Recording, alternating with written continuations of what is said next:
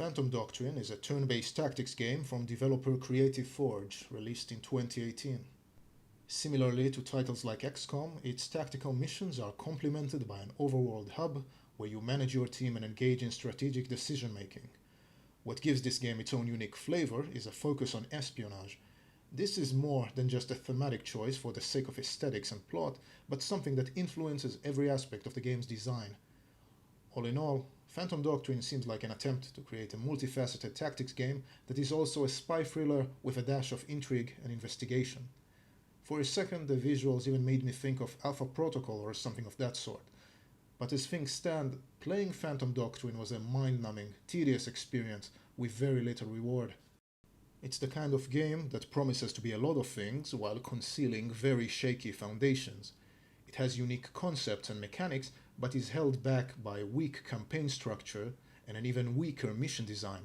To express this properly, I need to cover the game chronologically, from its beginnings.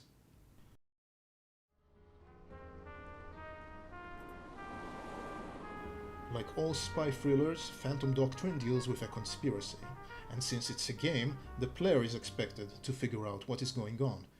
You have some choices to make when starting your campaign. Your background will be either a past as a KGB or CIA operative. Technically, these are different campaigns, but in reality it's little more than a choice of flavor. Don't think too much about it. There's even an unlockable New Game Plus third campaign, but there's no reason to get into spoilers here. Yes, this will do just fine.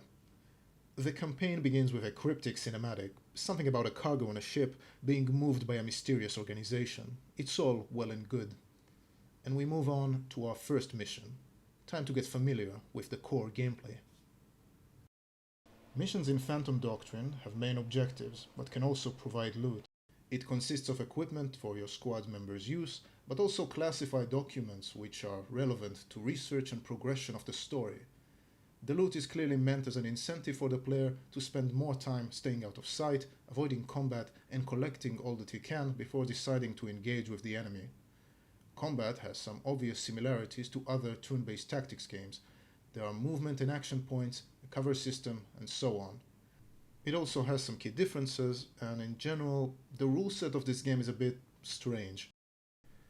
Besides hit points, units have a secondary resource called awareness. It's relevant first and foremost for avoiding damage, acting as a kind of second HP bar. It is also used by many of your agents' skills. You can utilize it to breach rooms, perform headshots, takedowns, and much more. From a new player's perspective, this is when things start getting messy. The rule set combines different damage mitigation sources, armor, cover, and awareness, to determine how much damage every hit deals, but there are more than a few interactions between them that produce results which may surprise you. The numbers you see on the user interface are meant to help you determine how much damage the enemy will take after reduction, but it doesn't work that way for all types of shots and weapons, and since it only gives you the pure and reduced damage numbers, it doesn't teach you how the calculation was made or how much awareness the shot will drain from the enemy. It's better to consult the game's manual on each individual mechanic and to get a feel for it yourself. This lack of clarity is made worse by additional rules that further manipulate combat. For example, when you step into an adjacent tile to the enemy, cover and awareness do not count. Since this rule also works against the player, this surely made more than a few people rage quit when an enemy one-shotted them through an adjacent window or something of the sort. The final point to top off our acclamation with the combat mechanics is related to visuals, which often make it very hard to understand what's happening in-game. This is especially true when it comes to vision. The most central issue here is that corners and edges of cover never protect you from line of fire, even though it looks like they do. To avoid confusion, you should ignore the way character models are positioned and instead just focus on the grid in order to predict line of fire. This unintuitive visual representation of space is the reason for people complaining about enemies shooting through walls and so on. As far as I can tell, the rule set is consistent between players and the AI. The problems come from poor visuals and a few strange rules regarding angled shots. It's not very intuitive, but it's easy enough to learn.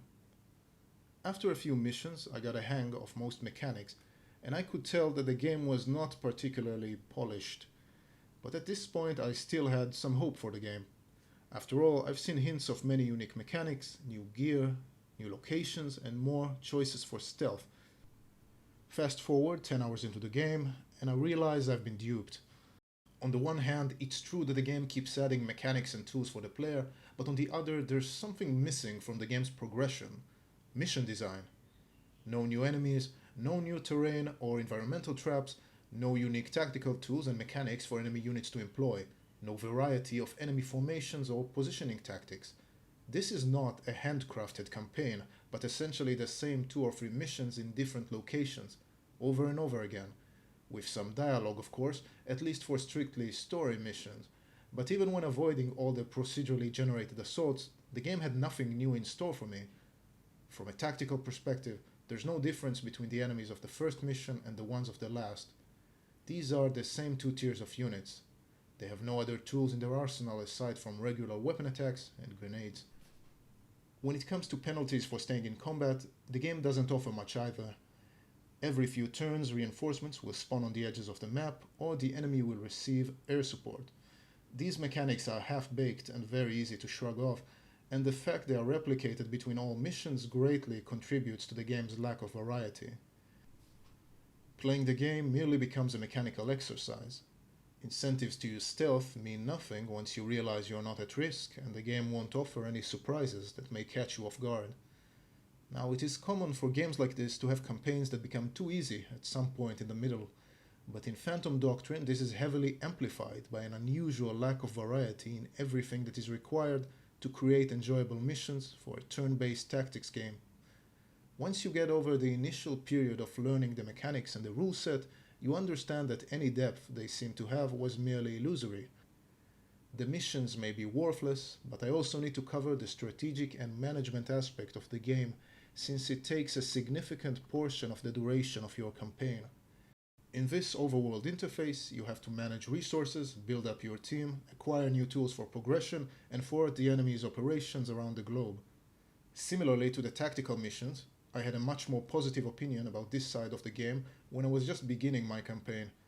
Aesthetically, it's immersive enough, and mechanically, the game prefers to let you explore the options on your own without telling you how things work. This is a quality I can appreciate in the context of games that are about mystery, investigation, and espionage. The problem again is that once the curtain falls and you figure out the mechanics, it becomes mind-numbingly tedious without offering much reward. Your main concern is the need to keep a good spread of operatives around the globe in order to react to enemy operations and at the same time to acquire and analyze documents that help you investigate the conspiracy. By themselves, these mechanics are innocent minigames, but the campaign is long and there are a lot of files and a lot of clicking to be done. It is against all notions of decent pacing to make you progress the plot in an espionage campaign by mechanically doing the same thing over and over again. Any sense of investigation and discovery is destroyed by this monotony of sending agents around the globe and connecting the dots between endless files. There has to be some sort of compromise here. It doesn't make sense to introduce mechanics that remain static throughout the game while also requiring the player to engage with them for dozens of hours. The fact that you can automate much of this process is not a solution. First of all, it is slower, which makes the campaign even more bloated. Second, it does not enhance any of the qualities the game wanted to project. If you simply let your agents do all the analyzing automatically, there's no point in playing an espionage game. In short, Phantom Doctrine doesn't do a good job building up the feeling of mystery. It feels forced and simplified, much like a game that plays itself for you. Even though there was a lot of effort invested into the story, I don't have much to say about it. Based on content alone, it's not going to stand out when compared to countless other spy thrillers, that much is clear. It doesn't excel in presentation of the material either. So, how much for the information? The cargo belonged to my enemies. If you harm their business, there will be no charge. How generous of you. Whether it's in the cutscenes, voice acting, or worst of all, moments of the story that have to be delivered through gameplay itself, this material is unlikely to leave much of a mark. All in all, Phantom Doctrine deserves its relative obscurity and lukewarm reception.